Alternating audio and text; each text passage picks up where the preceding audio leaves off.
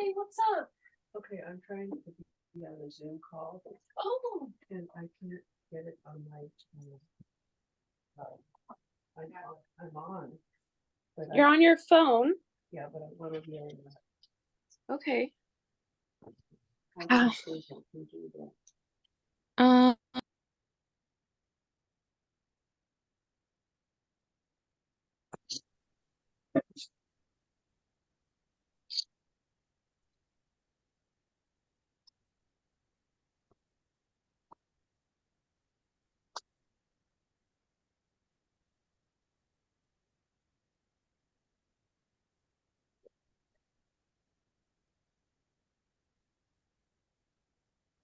I'm going to see if Mary would like to come over here. Be right back.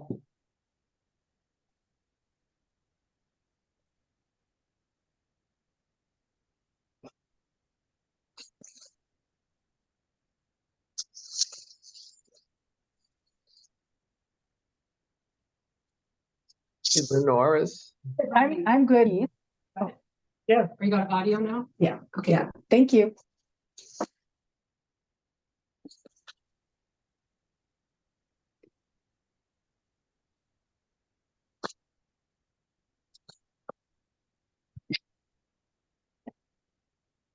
Mary Ann, do we know if Keith is present?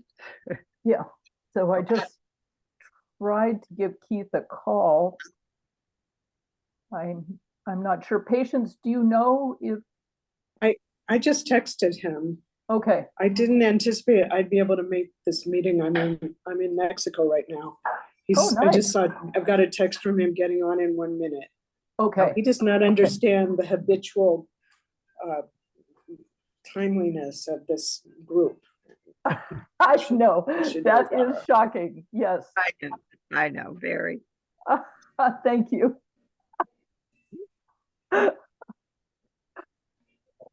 It's called OCD. Okay. No comments from newer members. Mm-mm. Was that Patience who said you're in Mexico? Yes. Wow, wow. That's we're impressive. In Oh, in Oaxaca. So that accounts for that colorful pillow behind your head. Yes. Yeah.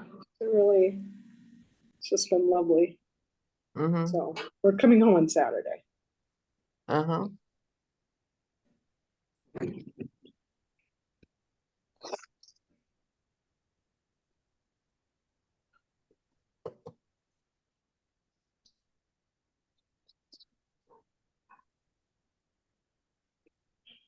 Well, we'll definitely wait for our guest. Is this the only item on the agenda? Oh yeah. Okay. Yes, Well, this is our monthly members meeting. I'm happy to start if Keith is taking significantly longer. He said 1 minute. If he's here. minute. He's coming. Okay. Okay, good. That's why we don't see him often. There he is. Okay. Well. Oh my gosh. Patience Milrod from Mexico? She made a great comment, Keith. It's a good thing you didn't hear it. Yeah. Well, let me just say good evening to everyone, and I'm delighted you're all with us this evening. My name is Kay Bertkin. I'm one of the co-presidents with Francine Farber. You want to raise your hand, Francine? Hi. Yeah. And I'm also one of the co-presidents with Kay. Remarkably, it works out like that. It's incredible. It's incredible how we coordinate. Welcome to another of our meetings with the movers and shakers of our area. It's been eye-opening to learn Go someplace else. from the heads of city and county agencies, what they're up to and what new things are happening. Also from some nonprofit initiatives that are making waves in our community. I'm just delighted to have you here with us this evening. And I would like to introduce and have Francine go ahead and introduce our speaker for this evening. Okay. keep your self muted during his presentation, and there'll be time for questions afterward. Thank you, Kay. It's my pleasure to introduce Keith. Keith wrote to the League a couple of months ago asking us to sign on to the Greenfield Coalition. And since some of us knew little or nothing about that, but since we knew and trusted Keith as one of our members and a moving force of long standing in the community, we decided to invite him here today to tell us about it. So people in the coalition are residents and leaders who are committed to revitalizing our urban core and advocating for responsible growth and planning. But Keith is also CEO of Regenerate California Innovation, RCI, a group he formed in 1993 and returned to as a full-time paid staff almost a year ago. It's a nonprofit which specializes in workforce development and employment readiness services, especially for under-resourced rural communities. And many of you may know Keith as the executive director of Fresno Metro 2014 to 2022, and also as the city's assistant director of planning from 2006 through 2011, which is where I first met Keith when he was leading the team that developed the city's 2035 general plan update. And as the president of the League at that time, I was invited to co-lead the effort as the civilian recruit. You can see Keith has a lot to talk about. So I would like you to join me in welcoming now. Keith, the floor is yours. Thank you. Thank you. Can you all hear me?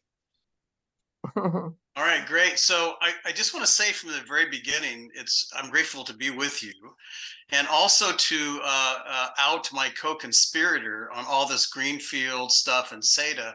Her name is Patience Milrod. We started talking actually about stuff like this maybe 15 years ago, but we hatched the idea of the Greenfield Coalition, I think at a coffee shop on Echo across from Fresno High, probably about a year and a half ago, knowing that the city was going to be advancing a very significant expansion plan east of Temperance Avenue, moving towards Sanger, called the Southeast Development Area. And I'm hoping that Patience will kind of chime in here because we've both been working on this. We're really deep in this together. I'm hoping you can hear her from Mexico, wherever she is in Mexico right now. Nice background there. But I guess the idea is we anticipated that there was going to be a lot of engagement around the Southeast Development Area Plan when it was finally released. In this case, it was released in July. We thought it was going to be released in January, but it took them a long time to bring it out. And with the environmental document, the EIR, draft EIR. And we thought that instead of speculating on what we all know, that there's a relationship between urban sprawl in Fresno's history and the really mountain of urban decay and blight, and then the kinds of things that are associated with urban decay and blight. And we decided not to just suggest it or speculate about it or intuit it for people in public. We decided to hire an economics firm that would basically create an empirical link between our history in Fresno of sprawl and this accumulative urban decay. And so we got a grant and we hired Econ Northwest out of Portland. They're a national caliber municipal economics firm, and they did a Fresno urban decay analysis. And I'm hoping you all have had a chance to look at the Greenfield Coalition website and to review that urban decay analysis, because it's I've got PhDs who are giving me, really great, comments about the way it's constructed and the accessibility of it and the systematic nature of it and that kind of thing. And I'm going to stop for a minute and let Patience maybe comment, if you would, Patience, about the study and the logic of having that study out first as a platform for basically developing our arguments for SEDA when it was finally released. So actually we did two things. One was the Econ Northwest study, but the other thing we did was push very hard on the city council to fund and authorize and fund a fiscal impact analysis for the city of Fresno, so that when there is new development, we can test what happens to our general fund if we commit ourselves as a municipality to all this tons of money that's going to go into infrastructure, for example, in a new growth area. So we were pushing that on one hand, and on the other hand, we were ourselves. Keith is a magician. I don't think he actually prints money in the basement, but it's pretty amazing how he got this thing funded. He got grants to fund the Econ Northwest study. And so we were working with them to be sure that it was a study where the methodology was solid. We knew its premises and its methodology and its results were going to be examined at the molecular level. And we wanted it to be have integrity and be whatever the conclusions were. And we were very clear with them. This is our working hypothesis, but we're asking you to test it. And they did. I'm guessing that Keith has circulated to this group the link to the study and the website and whatnot. And so you can see for yourselves how the many, many ways that growth in annexation areas is terribly damaging to legacy neighborhoods, existing neighborhoods. And it's really it's a zero-sum game. There's only so many dollars, and developers of new growth think we ought to be paying for their infrastructure when really they are making a business decision to grow in an annexation area. That is their choice. If they grew inside the city, it would be a lot less expensive because the city-county tax split would not be so grotesquely disadvantageous to the city for the new growth. So we wanted to test that and see what are the consequences of ignoring that dynamic. And so we see historical consequences and also prospective consequences that are pertinent for SADA. So Keith, I'm standing by for the next whatever you need. That's great. Yeah, it's kind of fun pitching in between, and I appreciate you guys allowing us to kind of tag team this because we really have been working on this side by side for quite a while. So I guess I can screen share, right? That's good. Can you all see my screen? So this is actually a presentation that the Central Valley IAF, which is one of our key partners, developed.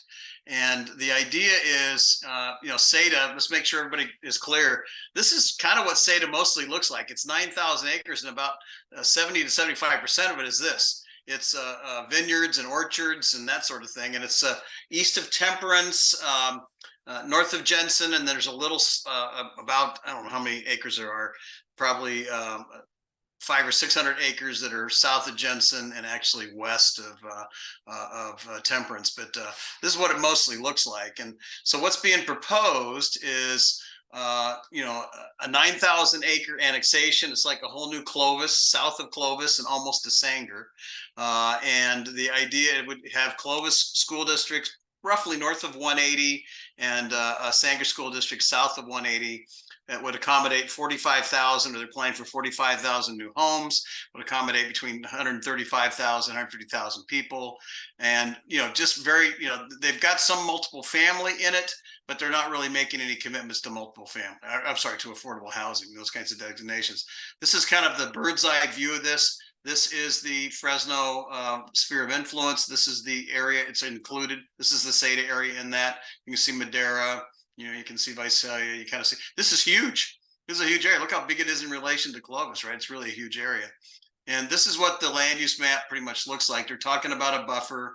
This is real consistent with the Calthorpe plan that was developed and then kind of halted during the Great Recession. And there's all kinds of history there. I was involved in it quite a bit. And the idea of it was at that time to lock in a plan that we thought might be implemented over 60 or 70 years, not like in 5 minutes. But it got stalled. And then I believe it's this facility right here. This is where Clovis Unified is building a 160-acre campus. It's a high school, middle school, elementary school right here. And they are so adamant about building. Go ahead. Could you just switch to the slideshow view so that the slide would be bigger? Thank you. Sure. Let me see how I can do that. Where is that little slide go? Oh, right for here, right? Does that do that? Does that work? Oops. Yes. Thank you. Got it. Okay. We're there. So this is 160-acre tract. You know, Columbus Unified builds these big pyramid sites, right, with high school, middle school, elementary school. They told Calthorpe and the city at the time this was we were baselining the information, they already owned the land there. So this has been in the mill for them since about 2004, 2005. They finally said they have to build it because of the demand from their school district. But this becomes an agent of sprawl, right, to build other rooftops around it. But that was a big impetus. And then I think, you know, another big reason for this is you have a number of very well-off developers who have been land banking out here. Their land banking looks like almond orchards right now, right? And they've been buying land for decades out there to be able to get ready for it. So they're putting a lot of pressure on the city to come up with this plan. Any comments on that, Patience? Just the idea of who's kind of the movers and shakers behind the push to get this thing adopted and financed? Well, we all kind of know who they are, and based on our back channel, our deep throats in the inside, we're learning that they are really turning the pressure up. I just wanted to point, I'm glad you've got this map up, Keith, because that pale green kind of in the middle there, it's got a red dot in the middle, and it's got a bright, yeah, there. That is rural residential. And so which is, I mean, I can't remember, but it's the opposite of dense. So look at the significant amount of acreage that is being committed to what can only be sprawl. It is not cost effective to serve with infrastructure, certainly not with urban transportation. It's not urban, it's rural. And so the planning for this area has, even though the language in the plan is very, oh yes, we're going to make this, you know, it's going to be new urbanism all over the place, is that the map itself tells a very different story, and that's a truer story. Great. So anyway, this is the land use plan. This is pretty similar to what Calthorpe proposed, but it really does require a tremendous amount of infrastructure, which we'll talk about. So is it a good idea? And Patience can chime in on this. I mean, they're not able to mitigate greenhouse gases, air quality, water, health, habitat. There's just all these things they cannot mitigate at all. I mean, it's obvious that that's going to change that entirely. And then a big deal for us is the idea of, if they're going to put, and we think the number is more like $3.5 billion for the entire infrastructure that the city has to advance to the edge of the property so the developer can put in their underground utilities, streets, sidewalks, etc. Right? So this is just to extend to the land so the developer can do their part. This is a lot of money, right? Especially, and we'll talk more about that, but you know, the idea is who benefits. Well, we actually think the primary beneficiaries are the developers. They get huge subsidies from the city of Fresno, borrowing tons of money. And we have some concerns about the timing of that and the actual demand for this thing. But any comments on this slide, Patience? I mean, honestly, we probably spend all day talking about the environmental document, right? You could, but I guess the most important thing is, not only does the environmental document not include any kind of straight face mitigation, they don't even try. So I know I've represented the league in this kind of case, and I know the league really cares about air quality, but I was just gobsmacked when I read the EIR. This many hundreds of thousands of tons of this and that, and that's before mitigation. And it's the same number after mitigation, which is to say mitigation is 0. So they're not even, and there's plenty of the Air District in its comment letter listed all kinds of mitigation that could be included as mandatory conditions of entitlements out there. But the way the EIR is written is, let's not burden the developers. Let's make it easy for them to do whatever they want. And the rest of us will pick up the externalities that result. And they're very severe. And just simple things like the Supreme Court has told us in the Frank case, which, thank you, League of Women Voters, that they've got the entity, the proponent has got to not just calculate the contributing pollutants that contribute to ozone, but must quantify the ozone and must associate with that the human health impacts. This EIR does neither of those things at all. So, I mean, it doesn't seem to be a straight-faced effort. So that's a huge concern. Yeah, I think, and we're not, both patients, I spent a lot of time reading the 1,000 pages of the EIR and the appendices. And then patients spent some real quality time on the recirculation. They forgot to do stuff on soils and some traffic stuff. So there's been 2 rounds of EIRs out and review periods, and that's going to end pretty soon. But it's obviously, just from an environmental standpoint, it's not good for the valley, it's not good for Fresno, et cetera. So that's something we can go into more detail, but just I just say, I've never seen an EIR for something of this significance that was so poorly crafted, or just intentionally letting us give them the information about how bad it was, instead of them actually doing a good job from the beginning. So, all kinds of things in terms of air quality, et cetera, and ozone, et cetera, blah, blah, blah. And the water, there's just a lot of issues with water. And I'll have to tell you, a lot of people were concerned about us adopting the general plan in 2014, and it's supposed to be balanced, and developers are going to go someplace else. And of course they did. They've been in southeastern Madera County, they've been in Sanger, they've been in Clovis, but these guys are coming back to Fresno big time, because ultimately Fresno's got the water. Fresno's done a really good job of managing both their underground water and their surface water rights. And these guys are coming back because in the long run, they need to be hooked into a platform for the kind of resources the city has long term. And a lot of these other cities, and southeastern Madera, and we don't have to get into this, patients can comment about that. These guys have water that's going away. I think there's going to be water trucks there in about 10 years. They're going to run out of water. So there's a lot of things with environment and water and resources and things, but there's a whole other set of arguments here. And there's, health, there's all kinds of stuff here. We can get into details, and that's not kind of where I want to go. And we can share this PowerPoint with you. The CV, Central Valley IF said share it with anybody you want. But this is the big deal. It's really about costs, right? And we think that, number one, patients brought it up. We fought for 1.5 years as members of the General Plan Implementation Review Committee. We were appointed to this committee along with developers and everybody else. And I believe, patients, there were about 66 or 67 motions made over 1.5 years, and only 2 of them actually made it out of the committee and to the council. One, it was strategic. Patients and I, and actually Nick Uvino, worked on it to get a comprehensive fiscal impact analysis done that would also create a model the city could use to assess the impact on the general fund. And I'll stop there for a minute. Let's just talk about it for a minute. Patients, we've asked them and asked them and asked them. They don't appear willing to run that. They've actually implied that the model's not capable, which it is. It has to be recalibrated for maybe all of $10,000 to do it for each one. But it's a very robust model that can actually very accurately assess long-term impacts on all the general fund accounts.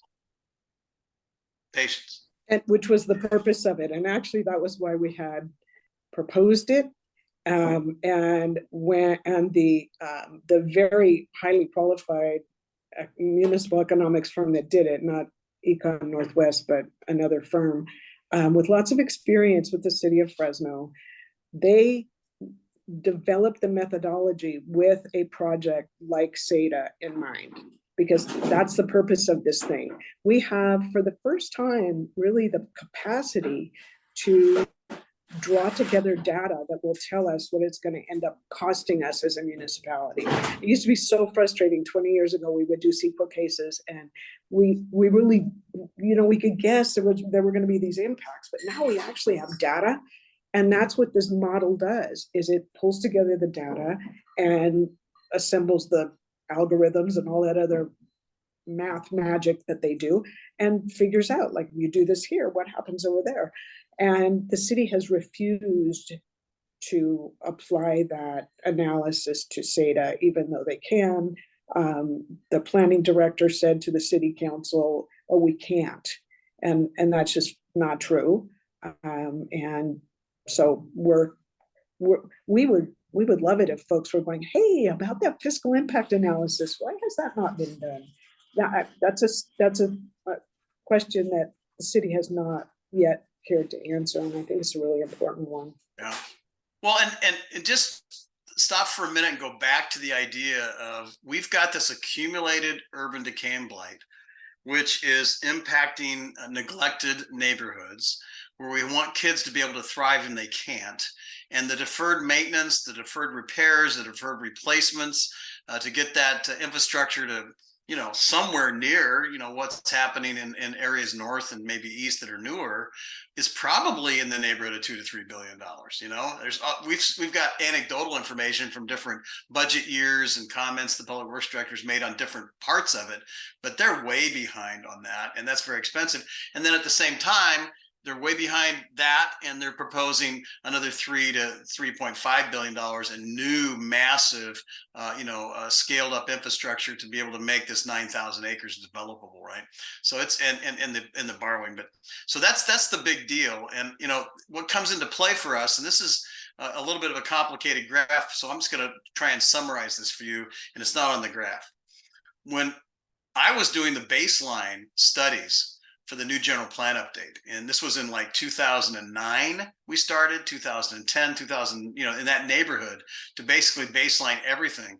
The State Department of Finance, which is the arbiter of all things in terms of population projections that cities and counties and special districts use, they were projecting that Fresno County by 2050 would be 1.9 million people. This 15 years ago, 13, 14, 15 years ago. We have new population projections the State Department of Finance just released like the same week that the SADA EIRM plan came out in July of this year. And they're saying Fresno County is going to barely be 1.1 million in 2060, 10 years later, 800,000 fewer people than we were projecting a mere 13, 14 years ago. The whole state, by the way, just to give you the whole rundown here, higher mortality because of COVID. It continues in California because of the aging out of my generation. Okay, I'll just accept responsibility for aging out. And then you have really dramatic fallen off a cliff birth rates for every racial group in California. And then you got all kinds of people moving to Arizona and Texas and Georgia and Michigan and 3 other states. And it seems persistent because we're pricing people out. So the Department of Finance, which has probably the best demography unit of any state in the country, is basically saying California was 39.5 million in 2020. It's only going to be 39.5 million in 2060, 40 years later. Fresno gets a little bit of growth, about 0.2%. It might add 80,000 people over the next 40 years. LA County from 2020 is projected to lose 1.7 million people.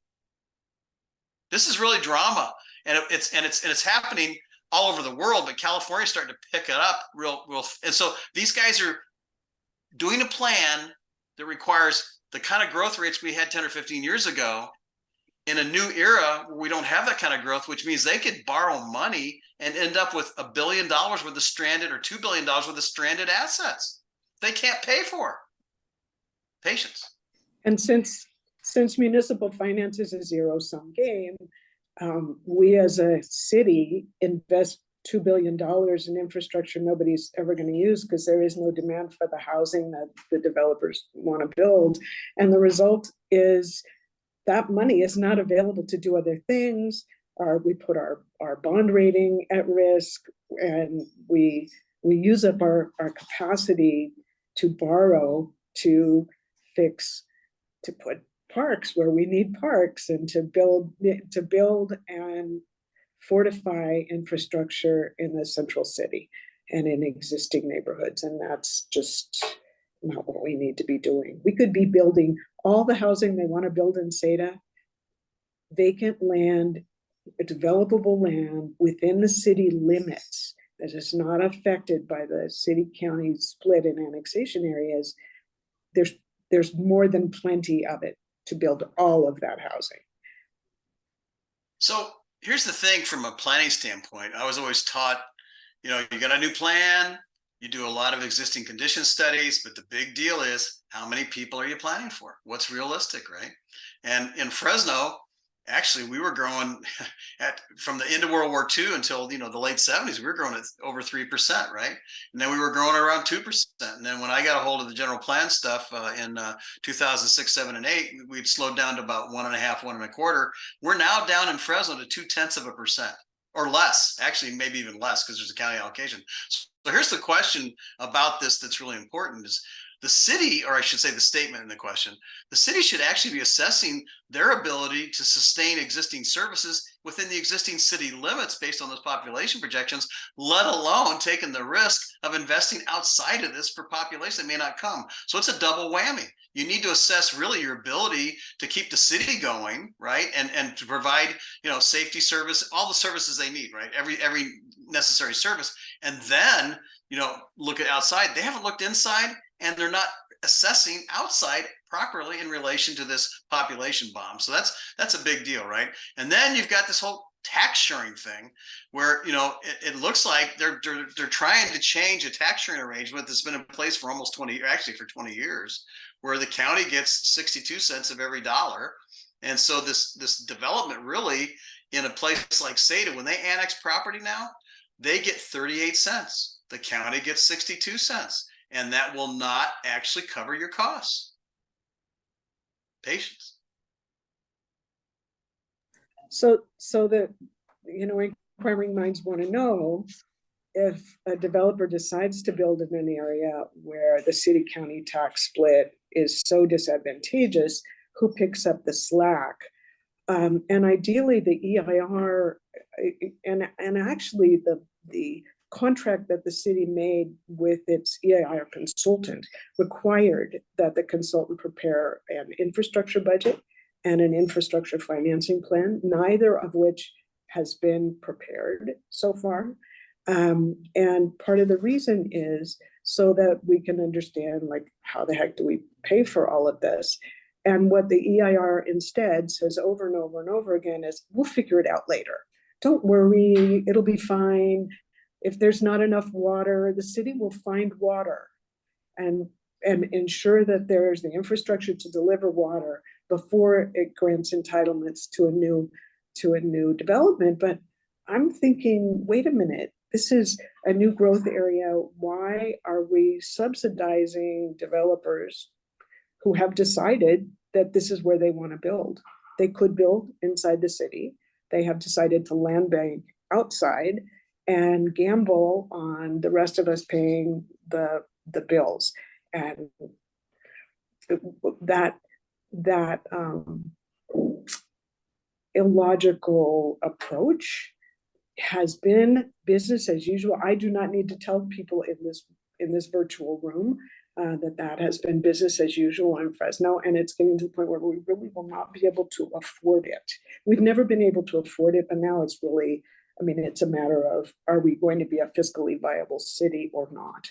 And so it's just so crucial that people speak up and say, excuse me, the emperor is totally naked and has no hope of being clothed at any point in the near future. And we just cannot be having this.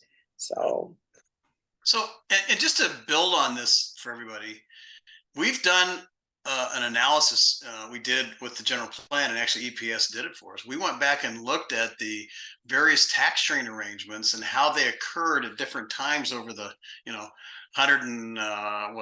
almost 140-year history of Fresno, right? And if you develop downtown, the city gets most of the money. If you develop a little bit out of downtown onto the corridors, they're getting, 70-80% of the money from property tax, right? And then it starts to dwindle as you get past the 2002-2003 agreement. So it's very lucrative from a property tax sharing standpoint to do infill. And they always say, well, there's such huge subsidies to do infill. We have to subsidize some of this housing and some of these other developments. Is $3 billion to convert vineyards and orchards to 5 units to the acre a subsidy for developers? It's a hell of a lot bigger subsidy than we're talking about, with absolutely the worst kind of property tax sharing arrangement ever. So we need to reveal this and talk about it loudly, because the private sector that prizes this kind of stuff is actually a worse subsidized industry than anything we're doing in downtown and our transit corridors and some of our existing neighborhoods for infill. So that's a big deal here. There's a math here that says if you put your money and infrastructure along the transit corridors in some of our neighborhoods and these districts, and you did the right type of non-gentrifying kind of development, it pays for itself 3 times more. So anyway, I don't mean to beat a dead horse here with that, but that's the idea. And when we did these analyses, and even in the housing element, patients speak to this, I worked with Dan Zach on an analysis in 2019 where they looked at vacant residentially zoned land within the existing city limits, and there was room for another 134,000 dwelling units. Existing vacant residentially zoned land does not even include the mixed use on the corridors, which would actually that has to convert parking lots. They didn't include that. That's probably another 30,000 units. We have more than enough land inside the city limits to accommodate all the housing we need to build rapidly, especially for a lot of our families. We just don't make it a priority. It's just not enough of a priority. Patients, you want to talk about that? Housing, even the housing element they brought out talks about the capacity of the existing city to provide for land for housing. Actually, what I'd really like to do, I can't remember if we're toward the end of it, but I'm feeling like you and I have talked a lot, Keith, and it's time for people to ask questions. Absolutely. We're toward the end, and I was going to get there. So we'll just bypass this and those kinds of things and Sanger, and it's back to who benefits. And that's kind of the final slide, really. It's just we're just at the point where it's so clear about who's benefiting from this and who isn't. And 520,000 people and businesses and institutions who are defending their campuses against blight and urban decay, and everybody, they're not benefiting. And people who have land banked almonds out there are getting a royal subsidy. So I will stop. Thank you, patience. So do people have questions? Does this make sense? Are there places where it feels like there are logical disconnects? Okay, I'll go ahead and call on folks. Let me unpin you guys so I can see more folks. And if you would just wave at us. He's waving. Okay, I will. Hang And on. Elizabeth I, is for waving. some reason, cannot unpin you, Keith. Okay, I just want to say thank you to Patience and Keith. I am so happy that 2 such smart people are focused on this, because it's such a big problem, and I'm just extremely appreciative as a resident of Fresno to have the 2 of you putting your time and energy into this. So thank you. So are there other questions? I see Kay, go ahead. Yeah, I just want to know, first of all, the decision process for all of this, to get this approved, who's involved, and how to, for those of us who are appalled by the whole idea, how do we get involved to stop it? Do we have? You're singing our song. So this is a public engagement process, at least theoretically, but there will be a consideration of the plan by the city council, and before that by the planning commission. It's our understanding, we've been hearing, different dates one after another, but at the moment, it sounds like the planning commission may be considering this on December 6th and the city council on December 14th. If that's going to happen, then tomorrow the city will be issuing meeting notices with agenda packets. What we understand is that rather than doing workshops, which was the last thing we had heard, was that there would be public workshops with the council. The planning staff have decided that they will meet individually with council members. So, and apparently they intend to share something about the infrastructure cost and financing program, whatever that may be. So yes, there are processes. We have asked for that when they schedule the city council hearing, that it be an evening meeting so that plenty of people can be there. I cannot too strongly urge people, please talk to your city council member and say, what the heck In what way is this responsible? And hammer them. You have not made public the costs of the infrastructure. You have not made public how the heck you're going to pay for that infrastructure. You have not done the fiscal impact analysis. You have the tool. It would cost $10,000 to do the SATA input. I'm sorry, from the point of view of the city, that's really like the change in the couch cushions. I mean, there's no excuse for not having done that analysis. And it's very legitimate for people to be saying, how can you make a responsible decision that is going to commit the city for decades to not just constrain and pre-commit our capacity to bond, but also result in immense debt service payments over decades that will preclude the work that needs to be done in the central city and the rest of the city. So those, and the people in this room are the people who can ask those questions with a ton of credibility. And you can look over your little half glasses at your council member and say, seriously? I mean, and they're going to go, oh, well, huh.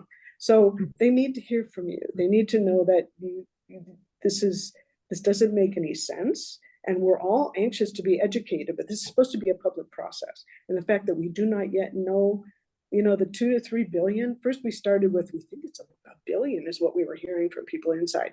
And then it's like, oh no, now there's this and there's this. And P.S., the environmental impacts of building that $3 billion worth of infrastructure is nowhere analyzed. So this might happen someday if there ever were a demand for it. But this is the kind of thing, it's so huge, it should be rolled into the general plan. It should be analyzed as part of the general plan, not as a one-off, and not in this expedited, everybody's got their hair on fire, we're just going to ram it through kind of way. That if that smells, there's a reason for it. And it's just, yeah, we encourage you to speak up. Lynn, did you have a question? I have both a question and a comment. Years ago, my family was very involved in stopping the Army Corps of Engineers from putting concrete through our scenic backyard creek, and we were successful. So one of the ways we were successful is we engaged citizens, not on the money aspect, but what this will do to their lives. For example, I used to play down the creek with pollywogs. No child will ever be able to do that again if this is concreted. And it went on. And we did petitions and we got bus loads of kids, and it was huge. It was exhausting. But the piece that I'm not hearing is it's almost a marketing, and we approach this like a very on the ground marketing, how does it hurt you with this coming through? So while I'm listening to this, and I commend the team, I think, well, oh my gosh, this will really make the lines at the and the wait times at the doctor's offices longer. Who's going to provide the medical care? How do we get even now it takes forever to deal when traffic's backed up on the city streets. But it seems like to engage people to become crusaders, it has to hit home. And the money and someday the air pollution, which everybody can relate to, is not as individual as, boy, your life is impacted, because there's the theory of it, which I grasp. And then there's but what about me? I'm not going to be able to play with the pollywogs. And that's why I went and got petition signed. Right. Maybe I can make a comment just first of all, I would hope with this explanation that you would join the Greenfield Coalition as an individual. We don't need an organization. Join as individuals. And the idea is we're letting everybody know, and there'll be calls to action when we finally figure it out. I work every day to figure out when is the city going to do something. But just so you know, we're working very closely with the Central Valley IF. That's 12 churches and several unions. We're working very closely with the children's movement, and they're planning to bring hundreds of residents to these meetings. We're working very closely with the Fresno, Madera, Tulare, Kings County Central Labor Council. We're working with the State Federation of Teachers very specifically.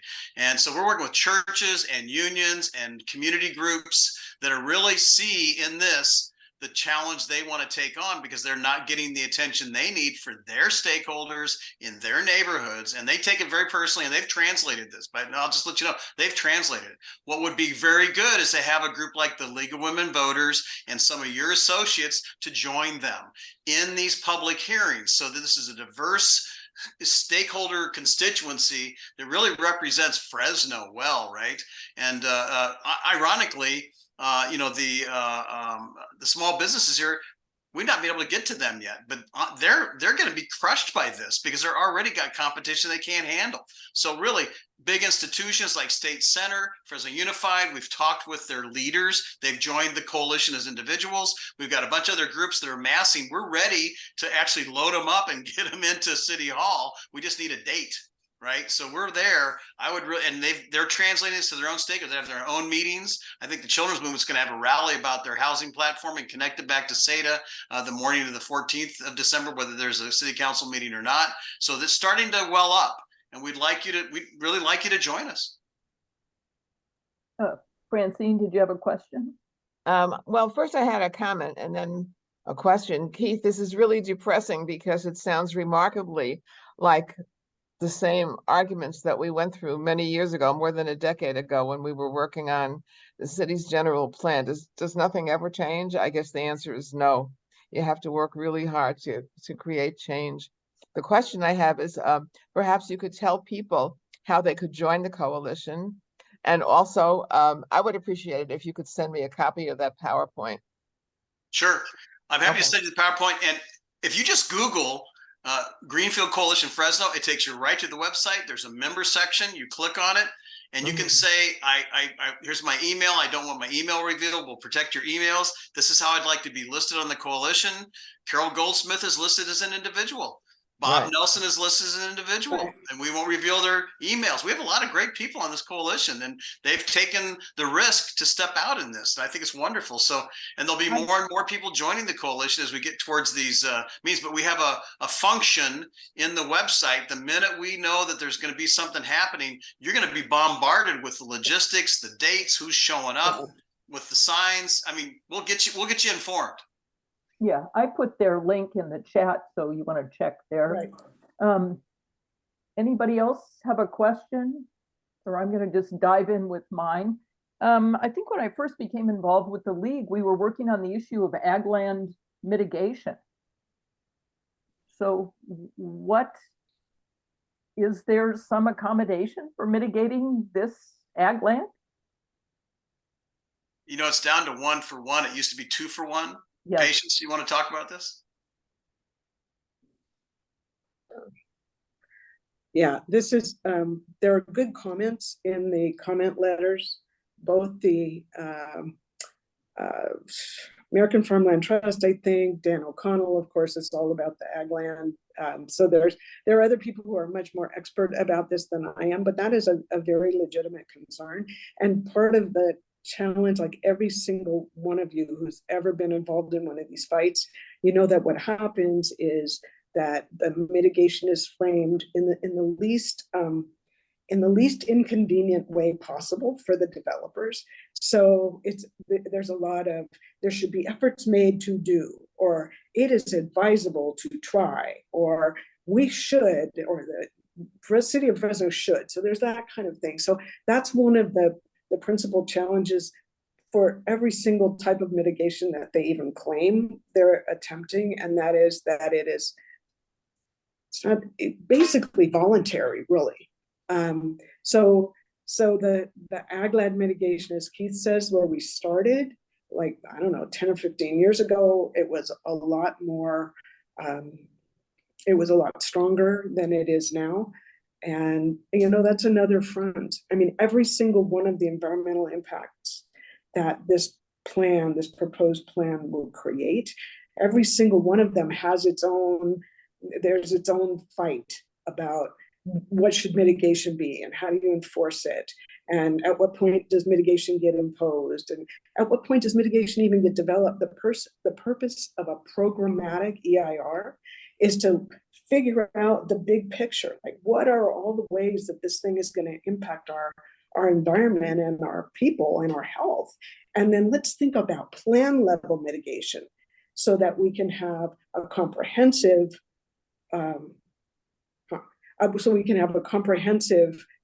approach to a big problem. The way this EIR is written is this developer wants to develop 250 units over here. Oh, well, let's see what kind of mitigation should we impose for those 250 units. It's like, what?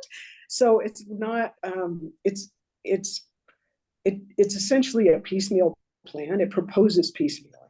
And one of the things that worries me is that Fresno, we've got priors where, as a city, where it's like, hey, we have a program EIR, so we don't need to impose additional mitigation when the individual projects come up. And that is a real danger, because I mean, this is always, like you said, it's an eternal vigilance problem. Absolutely. But this is like eternal vigilance on a scale of 9,000 acres. And that's a lot. And that shouldn't be necessary. So I'm afraid I went on and on, sorry. Well, and really the best way to address what you're talking about, Marianne, is to roll this. It can't be a one-off. It's not adequately assessed. It's a travesty.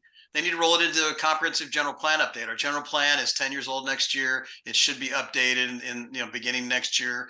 And we should all come in with comprehensiveness, environmental justice element, climate action elements, deal with this in a comprehensive way and have advocacy for a balanced approach. SADA may be needed over the next 100 years in little tiny pieces. I don't know, but it certainly isn't needed in 9,000 acres right now. So I'll just make the additional comment that one of the most fierce letters of opposition came from the Sanger Unified School District. Right. And I think that, that's telling, right? Here's this little place that really doesn't have the resources, wouldn't even have the capacity to build the kind of schools that may be needed by the sort of development that SADA proposes. My gosh. Right. Okay. Yeah, I don't know a lot about how EIRs are evaluated, approved, whatever, but I read the hundreds of pages of comments related to this EIR, and I was just astonished by the number of institutional the agencies that responded. Caltrans and the Irrigation District and Sanger Unified, and a whole lot of them were very upset with the EIR and had comments about how it had to be changed and what had to be included. And is there any mandate that says anybody has to respond to this? Or are we just flying with this? And we've not yet. There is. Theoretically, the city is supposed to respond to every comment. So one letter may have 15 different comments in it. There's this problem with this and that problem with that. And the city is supposed to respond to each one of those and to incorporate changes into the final EIR. So we've not seen any responses. The second round of comment period closes tomorrow. And so presumably city staff will be making some effort to respond to those comments, but that's supposed to be done before the thing goes, and it's supposed to be made public before the project goes to the city council for review, and then to the planning commission for review, and then to the city council for review and action. So we're in a very compressed time frame right now, but Kay, you're totally right. I mean, people make comments, they're not supposed to just be blown off into the air and disappear. They're supposed to be responded to and dealt with, addressed in a substantive way. But we haven't seen that yet. So. Okay. Any other questions or comments? I don't see anybody waving at me. I just want to tell you, we've been the respectful, factual group. And we're going to remain that way because there's going to be a lot of people that won't be respectful or factual in the public hearings. So we want to be that all the way through. So I just want to represent, if you read the Greenfield Coalition website and you read the Urban Decay study, it's not demonizing anybody. It's just talking about the reality of what we've created, right? And our SATA letters have all been respectful. We're not beating anybody up personally or demonizing anybody. This is just the way it is. And I just want you to know that's the tenor we've taken because we think facts will win out. Eventually. We certainly hope that's true, but gosh, we have so many instances where that's not the case. All I can tell you is kind of like the, nonviolent, just, you just got to do it. Right. There's sort of a method or a madness. And so we've tried to build a case that's factual and respectful. And they're having a hard time, by the way, with this population stuff. They really are. And I think they're going to have a lot of problems with their financing. It just doesn't pencil in a different interest rate and inflation regime. Right. Go ahead. I just had another Yeah. question. Are you finding in any discussions with the city council members individually that some of them are sort of leaning in a direction of rationality around this? Right, but you guys are experts at this, and you have a conversation with this council member, and they want to make sure that you understand that they're really hearing you and they really care what you have to say, and then they get on the dais and it's like, wait a minute, didn't we just have it? So we're not taking any of that to the bank, but I got to tell you, the more people who are talking to them, the more they will pay attention. And the league carries a lot of credibility. And even if you don't, as we don't, I mean, I'm still a member, but even if we don't as an organization take a stand, certainly, like many of those, and Nancy Richardson, I'm looking at you, I'm hoping that many of you veterans will stand up and speak up, and that the council members will hear from you, and that you can come to the hearings, and that you can contribute letters. I mean, there's just that even though the cutoff date for the public comment is technically tomorrow, actually you can make a comment.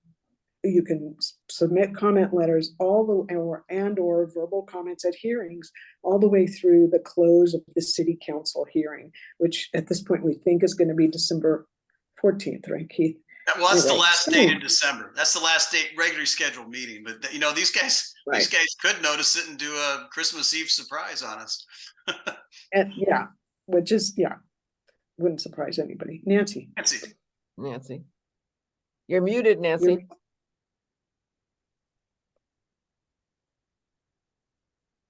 Can you unmute her? There you go. Yeah, I'm unmuted now, right? Yes. Okay. I am listening to all of this and thinking and cringing, thinking about the Measure C fiasco recently with the Board of Supervisors.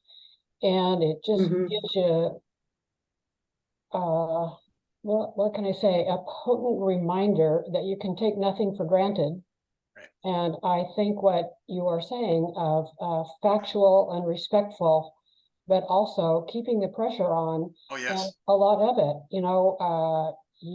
I am really impressed with the folks that you have rounded up on this, but I think that as individuals, we really need to get on it with our own city council member or any city council member, and be relentless with them and with other people that we know who have no idea of any of this at all. But I do think, as Marianne said, the comment letters are just breathtaking, or case edit, whatever. They're breathtaking anyway. Just, you don't have to read every single one of them, but oh my goodness, that's a whole lot of people. And I think it's a very different situation than Measure C, but Measure C really should make us sit up and pay attention and take nothing for granted.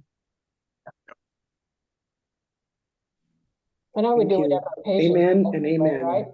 Yeah. But I'm sorry, I didn't hear you. I just made a last minute quip here. I would do anything that patience recommended. Okay. Let's see, Elizabeth. Yeah, could I ask a question?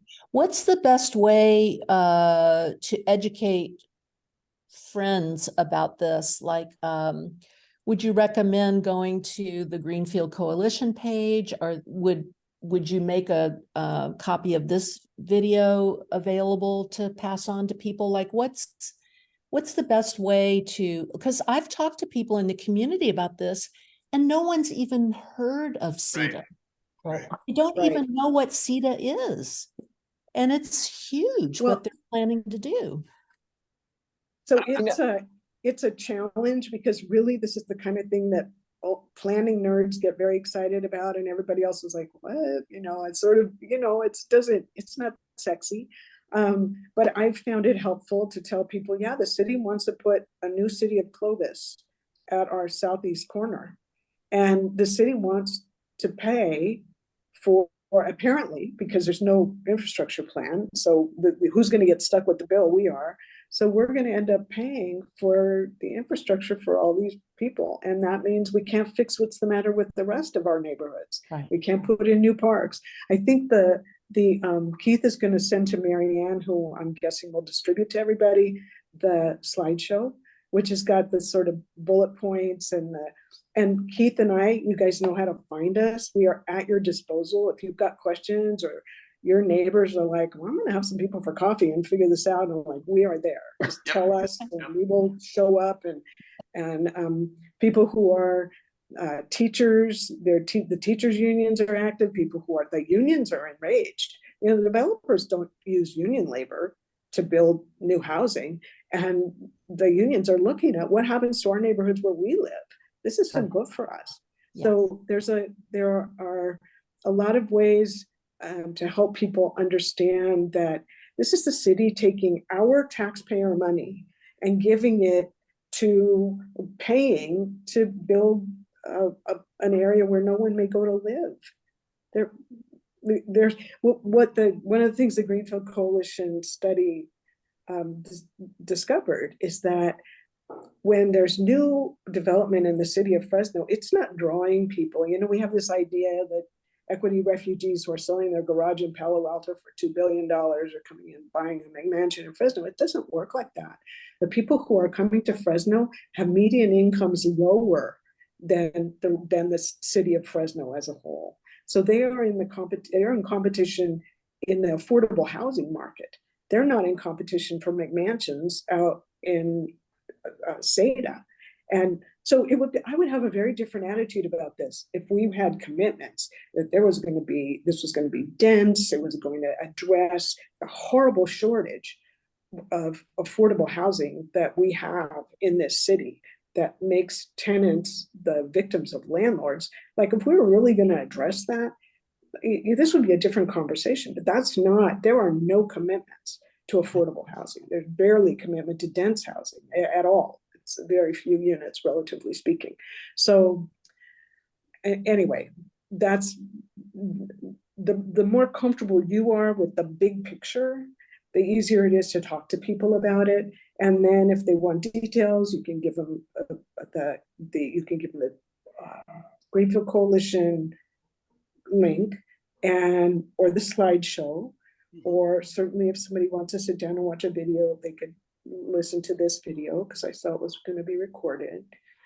So does that answer your question, Elizabeth? Yes, it does.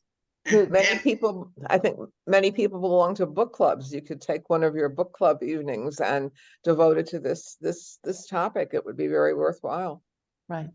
And Well, that's how Not a lot of Kay and I time. got here. Nancy, you had your hand up again. Yes. Yes, harkening back to my experience with school bonds, many of them over the years, I've come to the sad conclusion that talking about making America better by having educated children doesn't wash. But when you say, my kid's school is going to get a new library or something, that matters. Similarly, I live, parallel to that, I live at the Armenian home complex in the Vineyards, and there's a whole lot of people here, and probably most of them vote. But I've begun to talk to them about this in terms of think about the traffic on the exchange from 180 to Temperance, which we all rely on. That, you know, and 9,000 acres are going to be developed. Think about that impact. And it does even say in the flyer, somebody asked in one of the letters about, maybe Caltrans said, oh yeah, we're going to have to build, you know, an extra you know, ramp structure there to accommodate all the new traffic. People are really shocked at that, and they've never heard about it before. So I think we need to know the big picture, and then we need to grasp the small for the particular audience. That's what works. Good point. Thank you. Yes, sir. Mr. Hayes. You know, it occurs to me a little bit that we're talking about all the multiple elements of the EIR and stuff, but what they end up coming up to me is, if you're going to put 9,000 acres down there, where are they going to get the water? And the first thing that comes to my mind is the Kings River, is that they're going to be taking it out of there. And also, I haven't heard any discussion about Reedley. I mean, you got Sanger, but there's also Reedley sitting there to the east, and it's going to be a mess. Likewise, on the other end of that spectrum is the water treatment plant expansion. Are they ready to pay for that? I mean, we've already run into that issue with the water treatment plant not being able to process the water treatment stuff until they expanded it by what, 30% or something like that. That's exactly the kind of thing we're concerned about. One thing that cracked me up about the water analysis, using the term analysis advisedly, is that the way they project the water supply issues, it's like, well, you know, if there's climate change, then, you know, yeah, but if there's climate change, there will be a significant decrease in the availability of surface water, because we know the snowpack, you know, that nice freezer up in the mountains that keeps our water for us until people need it in the summertime. That's not a reliable water storage mechanism anymore.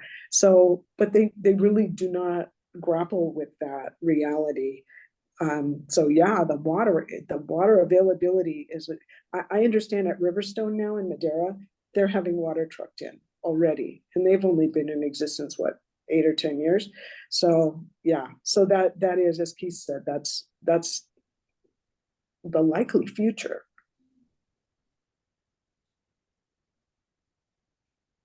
So we are available. Call, text, email, and we will, Keith will send the slideshow, and like whatever you need, we're there. We want to thank everybody for coming to listen to this very important and vital discussion. We all need to share it with as many people as we can, and we need to also work on it as well. So thank you for coming. Follow through, please. It's really important. And we hope to see you at our next members meeting as well. And a special thanks to Patience and Keith for their hard work on this, as always. Thank you. Thank you.